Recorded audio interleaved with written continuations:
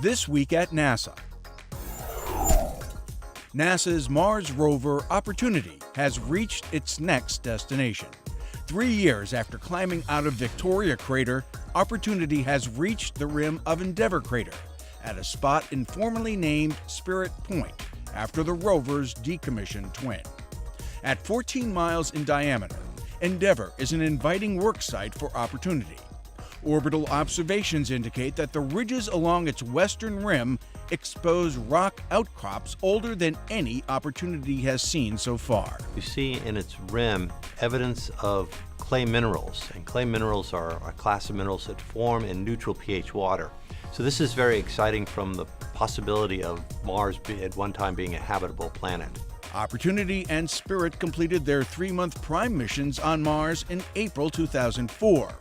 Both rovers continued for years of bonus extended missions, making important discoveries about wet environments on ancient Mars that may have been favorable for supporting microbial life.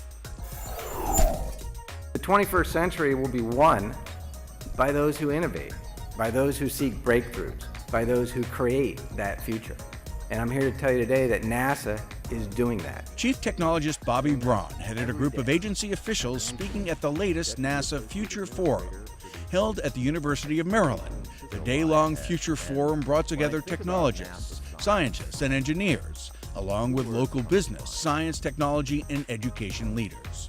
Panel discussions addressed NASA's future role in advancing American innovation, technology, science, engineering, education, and economic growth. We are very optimistic about the future. We're very optimistic about what can be done. We go from dreams to aspiration to pursuit to achievement. And I believe that sequence has been borne out time and time again at NASA in the past, is being borne out in the present, and will be borne out in the future. We must take on audacious challenges as a country in order to continue to drive forward and prosper. Math, science, engineering, technology, these are all the things that NASA is trying to do to ensure that kids have the right tools to move forward, but also the teachers have the same thing. NASA Future Forums are planned for other university campuses around the U.S. during the next year. Shuttles Endeavour and Discovery have switched locations at the Kennedy Space Center. Technicians moved Discovery out of the Vehicle Assembly Building and Endeavour out of Orbiter Processing Facility 1. The two spacecraft were paused briefly to allow a nose-to-nose photo opportunity before Discovery was moved into OPF-1 and Endeavour into the VAB. Discovery is being prepped for public display at the Smithsonian National Air and Space Museum's Udvar-Hazy Center in Virginia beginning next spring, while Endeavour is readied for its scheduled unveiling at the California Science Center in Los Angeles next summer. And now, centerpieces.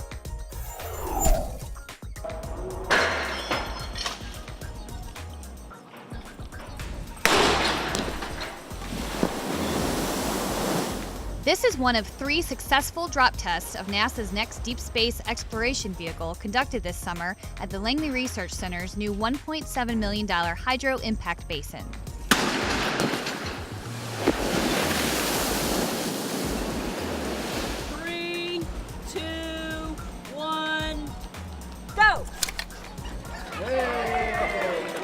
NASA Langley held an official ribbon-cutting ceremony for the new facility that expands the center's capabilities to test and certify future spacecraft for water landings. The lander facility and the vast experience of its Langley staff provide a perfect combination to study the Orion multipurpose crew vehicle's options for returning to Earth. The excellent work and the contributions from the Langley team will continue now with the delivery of this unique new capability. At 115 feet long, 90 feet wide, and 20 feet deep, the Hydro Impact Basin holds 1 million gallons of water, allowing Langley engineers to check out the water landing properties of future spacecraft. The new Hydro Impact Basin is located at the historic gantry where Neil Armstrong first trained to walk on the moon. Johnson Space Center's Office of Education hosted 40 high school girls as part of the Women in STEM High School Aerospace Scholars Program, or WISH. During the week, the young women worked together to get a real-world look at what it takes to be a scientist or engineer.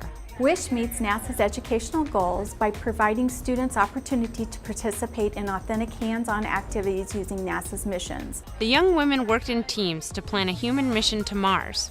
They designed how to send astronauts to the red planet, sustain life to work and research there, and return back to Earth. I'm learning so much about the different scientific fields, getting some advice for the college process, and meeting some women in science who are really inspiring and kind of learning what they did to get to where they are today.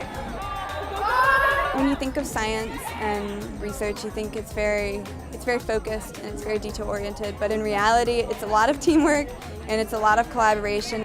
The girls are awesome, they're great, they're the best of the best across our country, and we're just really glad to have them here and be able to provide this opportunity for them. Welcome to Cleveland. 375 5th through 12th graders were part of a minority student education forum held at the Glenn Research Center in Cleveland. There's great things in your future, and you can do it just like all the people that you're going to meet. Created as part of NASA's Summer of Innovation initiative, the forum is designed to motivate minority students to pursue academic study in science, technology, engineering, and math, or STEM courses, and encourage them to become scientists and engineers. The event featured inspirational talks by NASA senior managers, astronauts, and Glenn personnel. Set your sights high, get a good education, learn that science and math can be fun. It's all about you. You guys are the future. You're going to be the future astronauts, scientists, leaders. And that's why we have these programs, because it's all about you. Students also participated in peer-to-peer ambassador roundtable and Trailblazers panel discussions and educational activities. I was looking at these 5 system tests. At the close of their summer session, program interns from NASA's Independent Verification and Validation Engineering Apprenticeship Program, or NEAP, presented their projects to NASA managers, friends, and family at NASA headquarters Glennon Auditorium. We also wanted to implement some swarm technologies.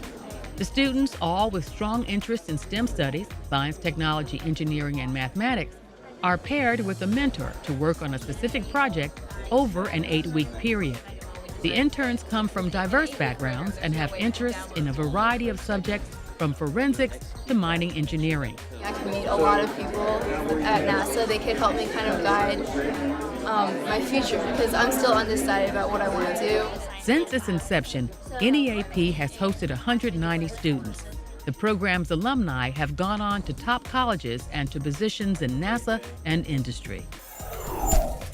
The whole exhibit together really tells the NASA story in an interesting way through the perspective of artists. So it's very wonderful to sort of see them all together, and it's rare that we have them all together like this. The Smithsonian's National Air and Space Museum in Washington is hosting NASA Art, 50 Years of Exploration.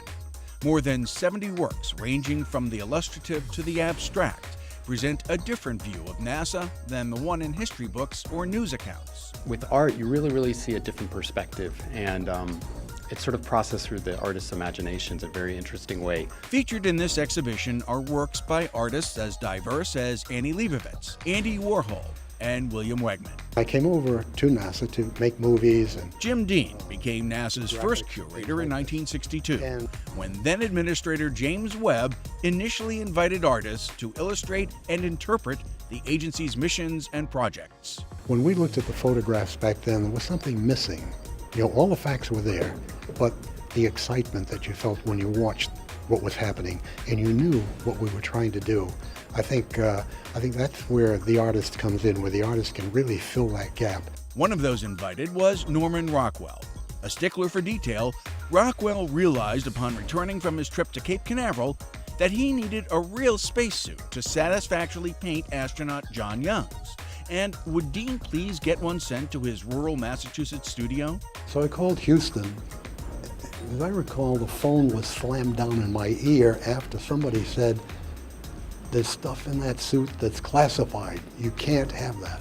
But Dean persisted, and soon, by day, the suit was being painted by Rockwell in his studio, and by night, it was being watched in a Stockbridge motel room by the NASA technicians sent along to guard it. Rocco was so pleased at getting the real thing to work with, he put the technician in the painting. That would be Joe Schmidt there on the left. If you could be down at the Cape for a launch and see this array of cameras set up. It's like an artillery range with these long lenses.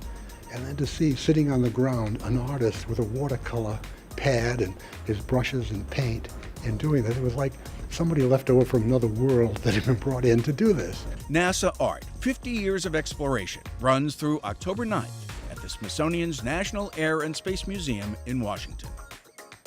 And that's This Week at NASA. For more on these and other stories, log on to www.nasa.gov.